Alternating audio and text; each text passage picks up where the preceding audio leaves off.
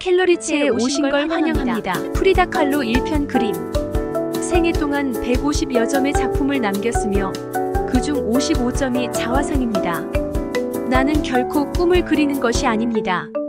나의 현실을 그릴 뿐. 프리다 칼로의 작품은 그녀의 신체적 고통, 강렬한 사랑, 그리고 멕시코의 문화적 정체성을 반영한 정치적 신념 등을 그린 멕시코의 자랑스러운 대표 화가입니다. 프리다 칼로의 예술 여정은 1925년 18살의 나이에 교통사고를 당한 후 시작되었습니다. 사고로 인해 긴 회복 기간 동안 대부분의 시간을 병상에서 보내야 했고, 자신의 모습을 그린 자화상을 처음 그리기 시작했습니다. 이는 그녀가 겪은 신체적 고통과 심리적 고통을 치유할 수 있는 삶의 돌파구가 되었습니다. 잔인하지만 감각적인 관찰의 힘으로 관능적이고 생생하게 빛난다. 나에게 이 소녀는 진정한 예술가이다. 리베라의 말입니다. 1939년 프리다는 화가 앙드레 브루통의 소개로 파리의 전시회 초청을 받았습니다. 프리다는 프레임이라는 작품을 출품했는데 루브르 박물관에서 그 작품을 구입한 최초의 멕시코 예술가이자 최초 루브르에 입성한 중남미 여성 화가가 되었습니다. 프리다의 가장 유명한 작품 중 하나인 두 프리다는 그녀의 복잡한 내면 세계와 사랑의 정체성을 탐구한 대표적인 예입니다.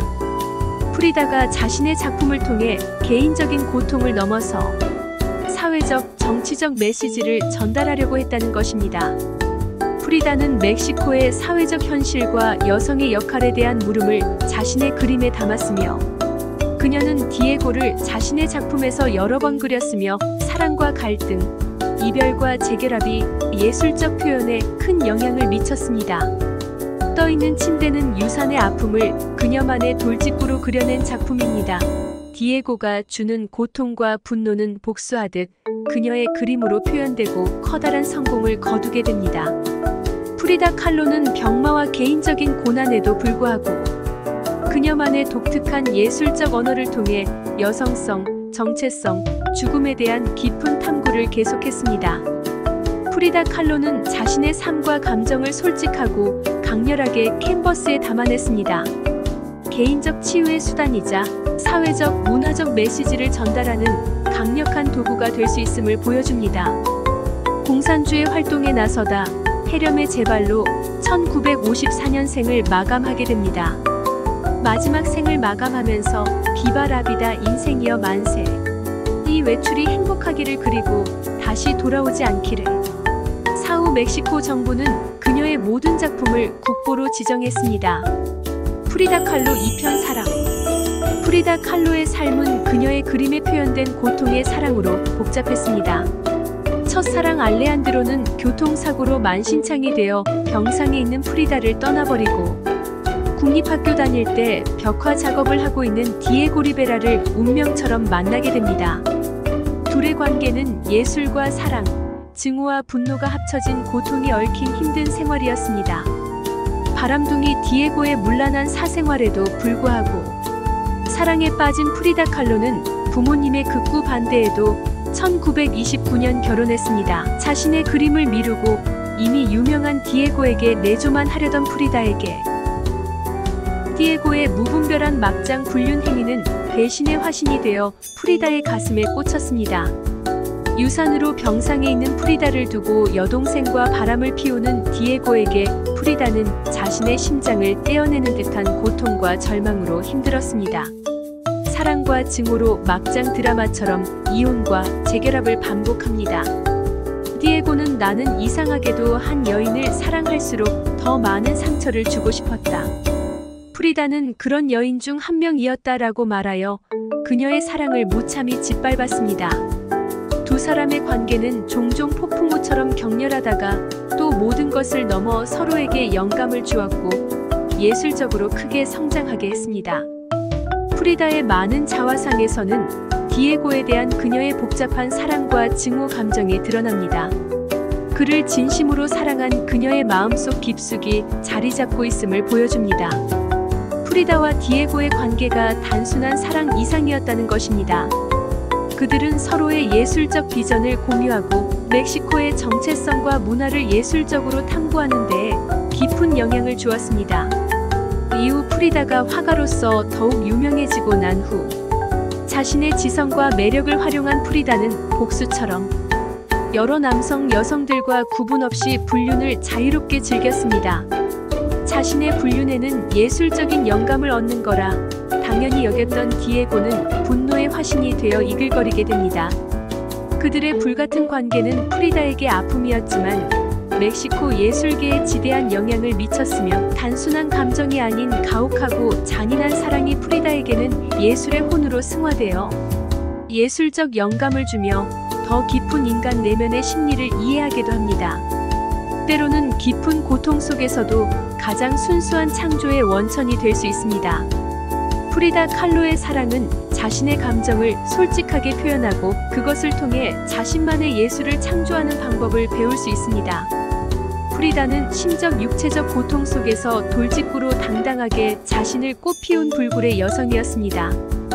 프리다 칼로 3편 인생. 1907년 멕시코의 토요아칸에서 아버지는 독일계 사진작가, 어머니는 인디 혼혈 평화주의자 사이에 셋째로 태어났으며 6세 때 소아마비가 걸려 오른쪽 다리가 쇠약해지는 장애가 생겼습니다. 1925년 18세 되던 해 교통사고로 프리다는 척추와 오른쪽 다리 자궁 등 몸 전체를 크게 다쳤습니다. 병석에 누워서 처음으로 붓을 잡고 거울 속에 비치는 자신을 그린 자화상을 남자친구에게 선물했으나 결별 후 다시 돌려받았습니다. 몸은 비록 만신창이가 됐지만 강인한 생명력을 끌어올리는 자신을 대변하는 그림이었습니다.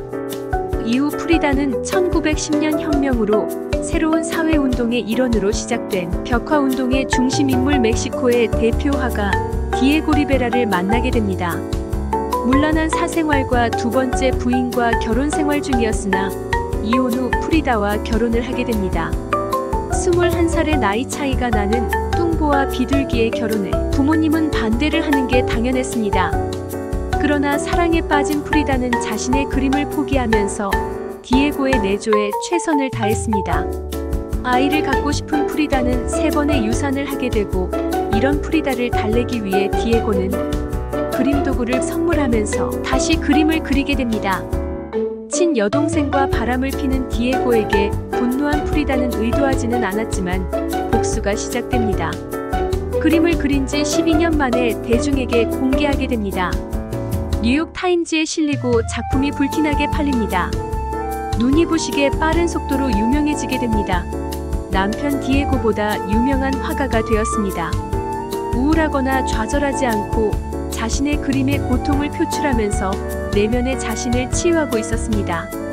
일생 동안 수차례에 걸친 수술과 바람둥이 디에고의 배신에 상처투성이 프리다는 바로 이 고통이 그녀를 그림으로 이끌었고 병상에서 고통과 분노 삶의 열정을 캔버스에 담기 시작했습니다.